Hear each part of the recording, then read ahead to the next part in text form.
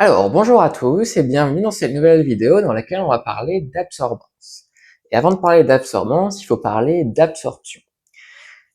Donc, certaines molécules, de par leur structure, vont être capables d'absorber certaines longueurs d'onde. C'est-à-dire que si on leur envoie des rayons lumineux à différentes longueurs d'onde, eh bien, il y a certaines longueurs d'onde que les espèces chimiques vont être capables d'absorber et d'autres qu'elles ne vont pas absorber. Et les longueurs d'onde qui sont absorbées dépendent des molécules. En fait, ça dépend des propriétés et de la structure des molécules. Et ce qui se passe, si on considère qu'une molécule absorbe à une certaine longueur d'onde, eh bien, c'est que si on remplit une cuve avec ce composé chimique à une certaine concentration et qu'on envoie des rayons lumineux à une longueur d'onde qui est absorbée par cette espèce, eh bien, il y a une partie du rayon lumineux qui va être absorbée et il y a une partie qui va être transmise.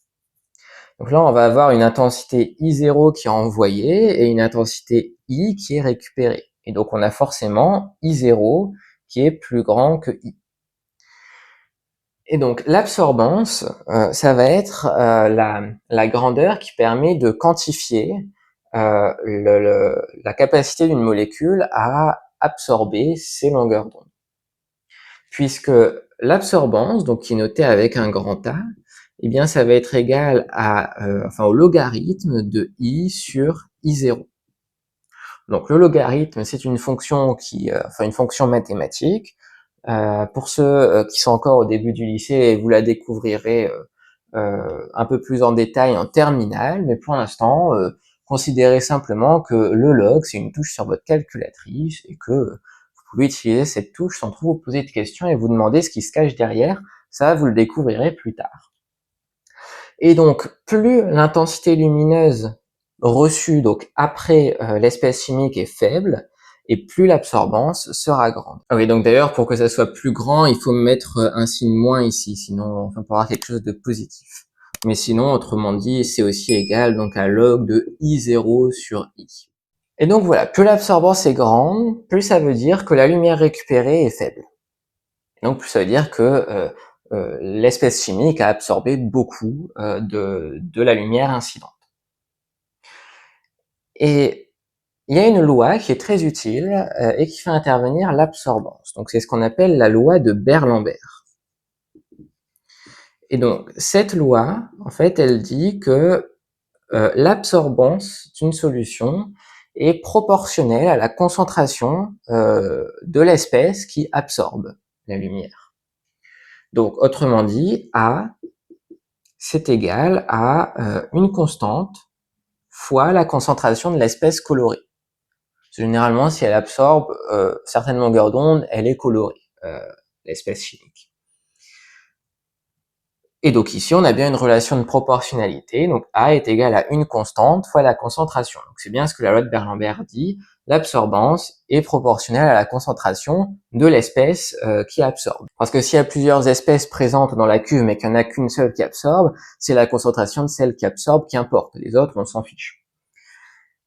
Et on peut aller un peu plus en détail puisque cette constante de proportionnalité, eh bien, elle est égale à L fois epsilon fois C.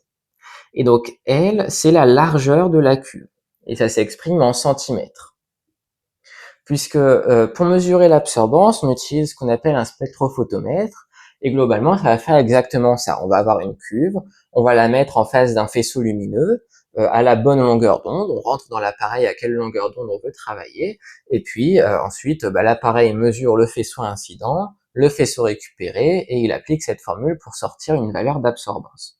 Et donc, le petit l dans cette formule, ça correspond à la longueur de la cuve.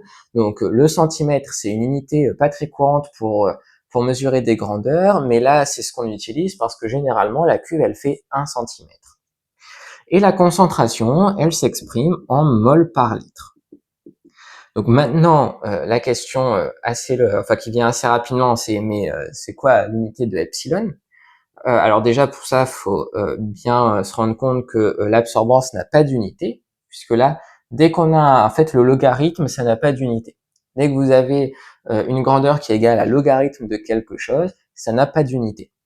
Donc là, pour trouver l'unité de epsilon, on peut utiliser la formule. Donc si on isole epsilon, on a epsilon qui est égal à A divisé par L fois C.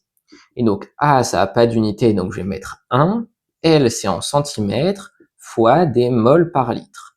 Donc au final, si on ramène tout le monde au numérateur, on a des litres par mol par centimètre. Donc ça, c'est l'unité d'epsilon. Donc epsilon, c'est une constante, et ça traduit la capacité de la molécule à absorber une longueur d'onde. C'est-à-dire que epsilon, il va dépendre de la molécule et de la longueur d'onde. Ça dépend de la longueur d'onde parce qu'une espèce, elle va absorber, si elle absorbe quelque chose, il y a une petite portion des longueurs d'onde qu'elle va bien absorber, mais elle va pas absorber toutes les longueurs d'onde. Généralement, donc quand on s'intéresse à une molécule, on peut tracer ce qu'on appelle son spectre d'absorption. Et donc, ça ressemble globalement à quelque chose comme ça. Donc, il y a toute une région où elle va beaucoup absorber, et en dehors de cette région, elle va quasiment pas absorber. Donc, c'est pour ça que epsilon dépend de la longueur d'onde, parce que si là, on se demande quelle est la valeur du epsilon ici, elle va être plutôt grande, et si on se place ici, ça va être plutôt faible. Et donc cette loi-là, elle va être très utile, notamment pour faire ce qu'on appelle des dosages par étalonnage. Et ça fera l'objet d'une prochaine vidéo. Pour celle-ci, on va s'arrêter là. Donc le message à retenir, c'est la définition de l'absorbance et puis la loi de Beer-Lambert, en étant capable de retrouver de cette manière l'unité d'epsilon. Donc on va s'arrêter là pour cette vidéo. J'espère qu'elle vous aura été utile d'une manière ou d'une autre. Si c'est le cas, laissez un j'aime à la vidéo et abonnez-vous à la chaîne. Et puis je vous dis à bientôt pour une prochaine vidéo.